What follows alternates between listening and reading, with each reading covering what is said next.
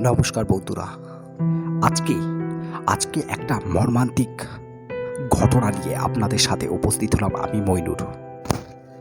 তাপস দাস পেশায় একজন ডোম। তিনি পোস্টমর্টমের সাথে যুক্ত আছেন ৮ বছর। একদিন লালটু লালটু বলে একজন, যে তাপস দাসের ছোটবেলার বন্ধু, হাসপাতালে কোনো চিকিৎসা সংক্রান্ত ব্যাপারে লালটু গেছিল। আর সেই হাসপাতালে ডোম ঘরে কাজ করত তার বন্ধু তাপস।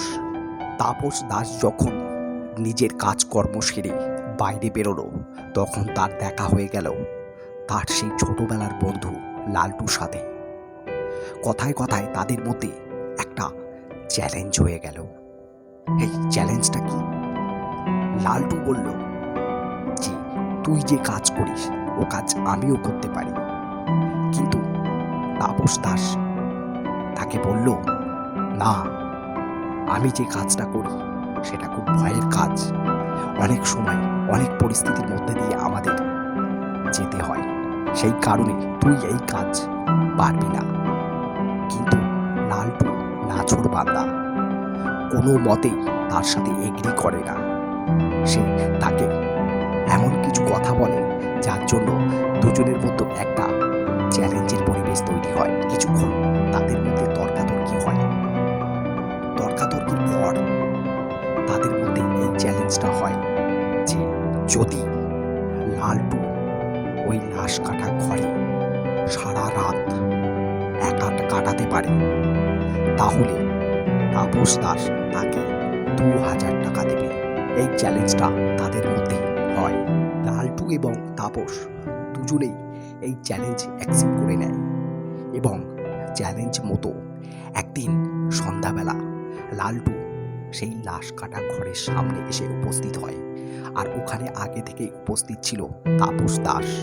চ্যালেঞ্জ মতো লালটুকে ওই লাশ কাটা ঘরে ঢুকিয়ে দিয়ে বাইরে থেকে শাটার বন্ধ করে দেওয়া হয় এবং তাপস দাস সেই শাটারে তালা ঝুলিয়ে দেয় এবং সে ওখানেই লুকিয়ে থাকে, অর্থাৎ লাশ কাটা ঘরের বাইরে সে লুকিয়ে থাকে। কারণ তার মনে একটা সংশয় ছিল যে, যদি কোনো দুর্ঘটনা ঘটে তার বন্ধুর সাথে, তাহলে তার জন্য সেই দায়ী থাকবে।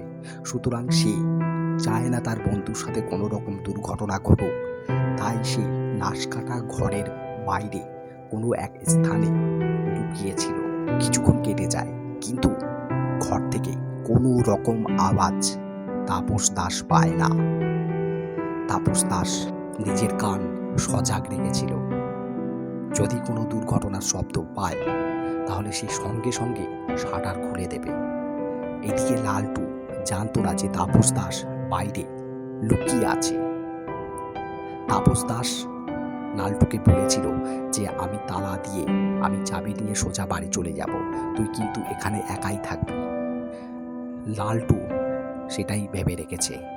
রাত যখন ৩টে বাজে, তখন তাপস দাস কোনো রকম আওয়াজ লাশ কাটা ঘর থেকে পায় না।